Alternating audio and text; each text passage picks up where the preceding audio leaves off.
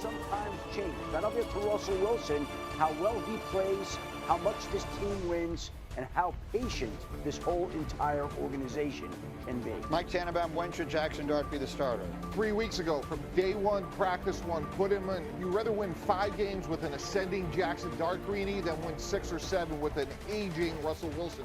He's a 3-year starter at Ole Miss. We put Mark Sanchez in from day one. We got to the AFC Championship game with the Jets, and if I'm the Giants, Jackson Dart is our future. Domonique, how about it? Where do you stand on this? It's the age-old question about when do you start the rookie quarterback. Yeah. What do you think? I mean, the sooner the better, but I think it depends on the quarterback. And obviously, there are a lot of jobs on the line in New York right now. So what they really need is for Jackson Dart to look like the franchise quarterback.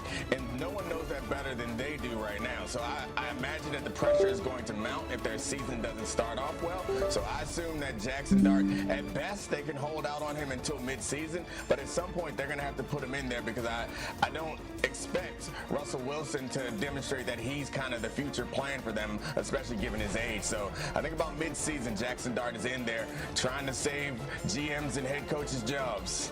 Now, very quickly, Shefty, just that quarterback room. Russell Wilson, Jameis Winston, Tommy DeVito, and Jackson Dart is the most fascinating. And that would be a great TV show or sitcom. Well, yeah, it would. Will they all be there? No. I would think that they'll keep 3. Obviously, right now, Tommy DeVito would seem to be the odd man out. And in training camp, Jackson Dart appears to be working as the 2 with Jameis Winston there as well. Again, they haven't gone to training camp yet. They haven't played a preseason game. There's still a lot to unfold and unpack here. But right now, it looks like Russell Wilson's the starter and Jackson Dart might be the backup. Okay, let's go to the next piece here. The Colts. Quarterback situation there. Anthony Richardson's shoulder. Go. I just think there's some questions here. Now, he believes he's going to be ready for training camp. I've had other people wonder if that will be the case. I've had people refute that and say he will be. I think the team believes he'll be ready for the start of training camp, but it's a shoulder injury. He's had the shoulder injury before. It's worth monitoring. And let's not forget the fact that they signed Daniel Jones for a deal that pays more money to him than the Steelers are paying to Aaron Rodgers, which tells you that the Colts believe that they may have to turn to Daniel Jones to start at some point, whether Anthony Richardson is injured or not. Daniel Jones was a high draft pick once upon a time, but not by this franchise, Mike T. How should they handle this? I played Daniel Jones. Why did we hire Shane Steichen? He did a great job in Philadelphia. He's a quarterback guy, and if you could clean up sacks, 208, 73 turnovers, you may have something in Daniel Jones. Let me tell you something. There are people around the league that really like Daniel Jones. I'm just telling you, he's got his supporters. Yep. Even though he got run off in New York, there are a lot of people that believe an awful lot in Daniel Jones. I hear you. Artie, I'm just going to stay here. Does that mean we're giving up on Anthony Richardson? No, I think you want to win for today, Greeny, and develop for tomorrow. Anthony Richardson has unique upside, and this isn't second guessing. This is first guessing. I don't know why they played him so fast, knowing that he was so inexperienced coming out of Florida. I think Daniel Jones is an ideal bridge quarterback. And to Shefty's point, Adam, I think Nick will agree with this. If we're sitting here in November and talking about a Sam Darnold turnaround, I don't think it's inconceivable that that's Daniel Jones this year. Nate.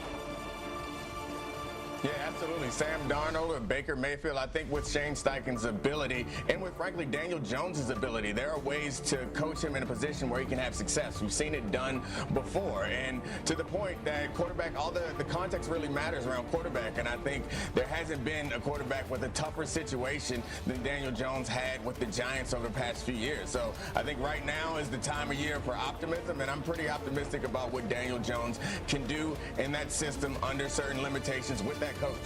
Okay, so we're going to leave the football here, or the NFL portion of the conversation here for the moment. Much more to go with these two guys, but we're going to bring you something different and insight into a story that no one fully understands. We have big news from college football this morning, and we have the insight for you in our studio. The Big Ten and the Big 12 have come to an agreement with PayPal to use that company's services to help pay athletes.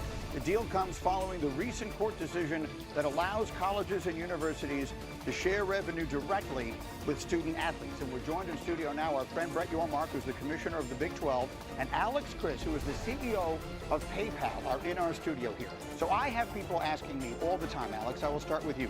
All of this, the colleges now, they're going to start paying these guys. It feels like the wild, wild west. How is this going to work? You are in the unique position of being able to answer that question. How, through this partnership, is this actually going to work? Well, it's great to be here, and an incredible partnership with Brett and the Big 12 and the Big 10 as well. Look, PayPal and Venmo are the applications that college students are using now. Over half of college students are using Venmo today, and it's the ecosystem that they use. Their parents are giving them money. It's how they're paying for their pizzas. It's how they're actually, it's the ecosystem, the economy of college students.